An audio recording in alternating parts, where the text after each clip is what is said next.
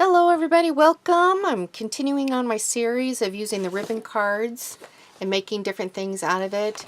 Basically the goal is to make your supplies go as far as possible. Crafting is not cheap, you may have noticed, and so it's nice just having more varieties of things that you can do with something. I made these recently and I started playing around with them and figuring out different things I could do. So that's what this series is on, is using these cards to create different things with. Right now you can get it on my Facebook page. I'll put the link down at the bottom. You can also use it on other ribbon card things as well, but if you want the exact ones I'm using, there's a link down below. So I have two more ideas to share with you today. So this Believe one, I cut that out. This is a little bit different shading. Cut on different. I did on different paper. Different paper really makes a difference. So I cut that out. I have that little piece from in there, and I wanted to just add that to the bottom of a page. This page. Well, this page right here.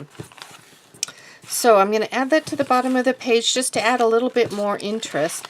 And I have a tiny little scrap piece of fabric that's frayed on the edges, and I wanted to add that to it as well. So I'm just going to put glue on it, but I'm also going to probably going to put some hot glue against the fabric. Well, no, it's sticking pretty well. So I'm going to put tacky glue also right on the fabric. So I'm going to position this someplace about right there. I like that. And just squeeze it on. And so just that simple thing, and I have an added little place of interest on my book. So, and there's the other side. So there's that little tidbit. But then I also have another idea of something that I wanted to try. I haven't made it yet, but these are the supplies. So I'm going to use the little dancing ladies. They're kind of swirling around. And what I want to do, there's a quote that I found in one of the books. It's a Willa Cather quote. It says, "There are only 2 or 3 human stories, and they go on repeating themselves as fiercely as if they had never happened before." So I'm going to put that in the inside, and what I'm going to do, I'm going to adhere it to this paper. So I'm going to go ahead and do that first, and then I'm going to wrap that around the piece. So it's like then the words, the story is unraveling, if you will. You're unwinding this story as it repeats itself. Okay, so it's on, it's a piece of cardstock that I have just put some distress ink on to give it length. So I'm going to, I have prepared the back of this. I glued it on and prepared. I put just a piece of paper on there, but I wanted to alter the color of it a little bit. It was just all kind of a muted brown.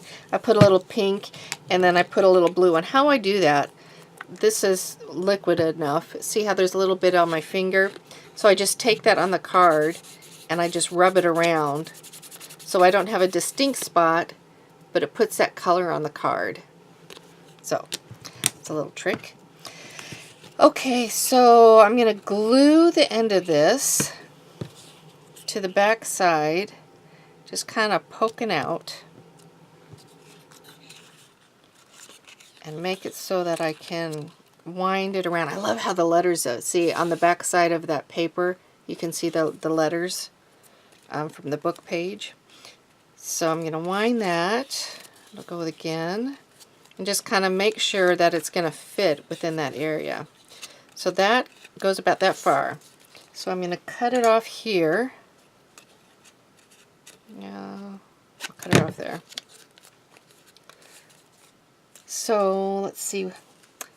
I think what I might do is put a piece of twine there. It's the baker's twine. I'm going to do the edges, just put a little angle on them, and then darken it up with distress ink so that I can see it. And then I'm going to grab some baker's twine. Let's see. Here's some yellow. I've got blue. These are the dollar stores ones that I've recently purchased. I I kind of like having a contrast.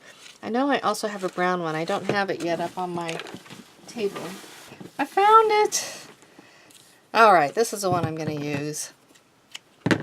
This is a black and brown. So I like just the big contrast in the colors here. Okay, so there we have that.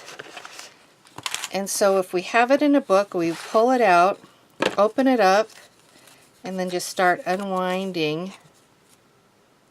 I like that. Maybe I should shorten it though.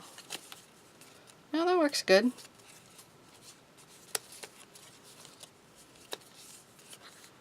Okay, I'm going to go with that. So there you go. Another little idea of something that you can do with the ribbon cards that is more than just ribbon. I think this is a sweet little one. So look down below if you want to get the printout. And I appreciate any comments that you give me to encourage me. And I hope you all have a wonderful day, and I will see you tomorrow. Bye.